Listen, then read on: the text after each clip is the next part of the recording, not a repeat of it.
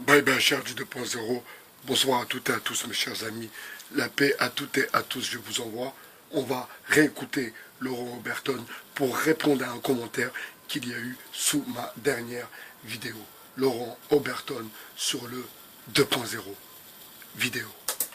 Entre leurs mains, sans qu'on le sache, une arme redoutable qui s'appelle le nitrate d'ammonium et qui, combinée à du fuel, peut devenir quasiment l'équivalent de la TNT pure. Avec ça, vous rasez des bâtiments, vous faites dans une ville, vous pouvez faire des centaines, voire des milliers de victimes si la charge est suffisamment importante.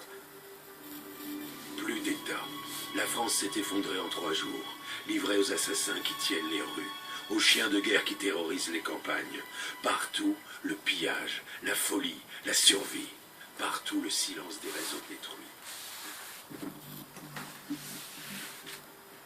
Dans le premier volet de Guérilla, vous disiez que rien n'était gratuit, vous vous basez sur des scénarios.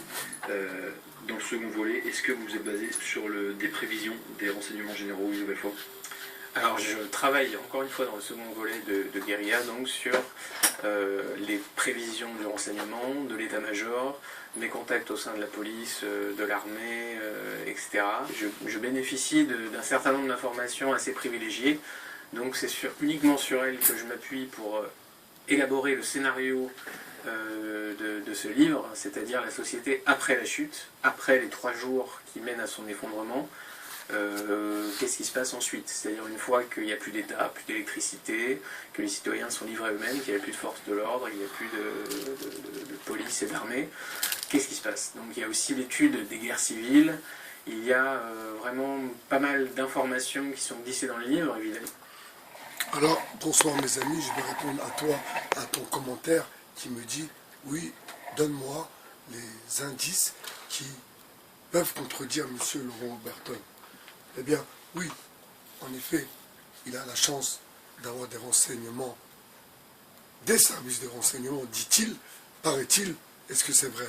Ça, on n'en sait rien, bien sûr.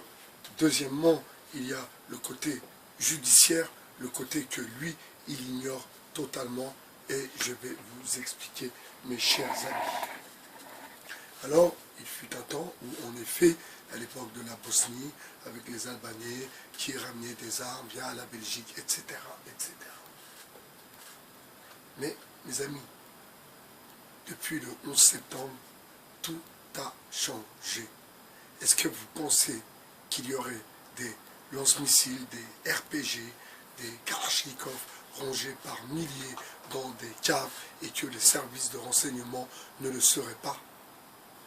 Chers amis, ce monsieur veut faire peur aux Français et c'est une certitude.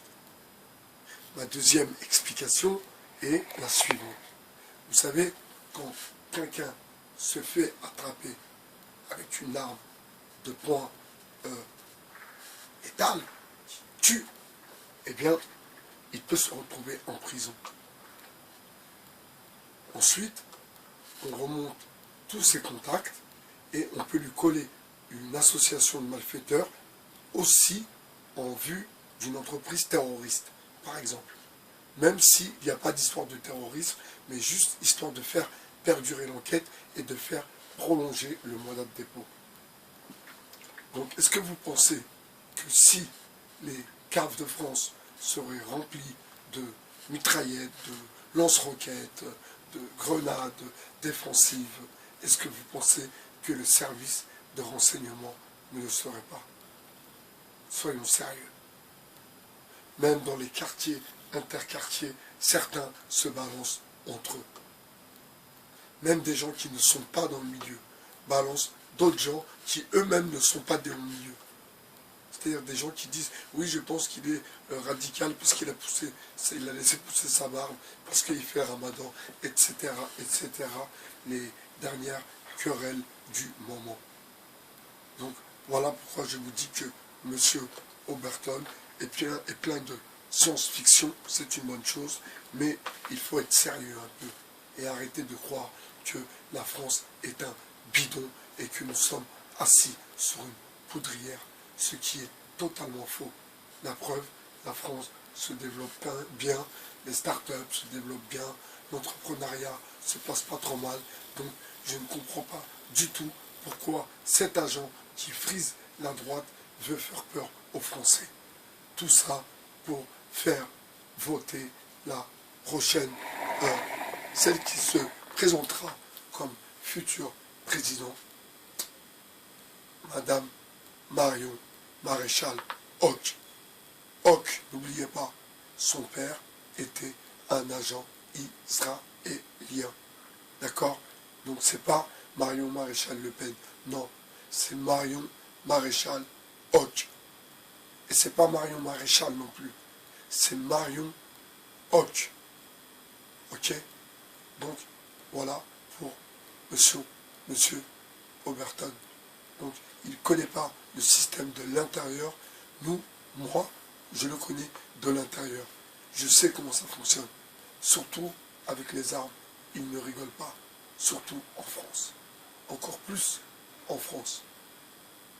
De plus, je vois qu'il donne des idées tordues. Vous pouvez faire du nitrate pour faire exploser. On a l'impression qu'il donne des idées à des gens qui sont complètement paumés. 11h25, 6 minutes 19, 20. Je vous souhaite une bonne soirée sur le 2.0. Passez une bonne nuit et à très bientôt sur le 2.0, mes très chers amis. Bonsoir.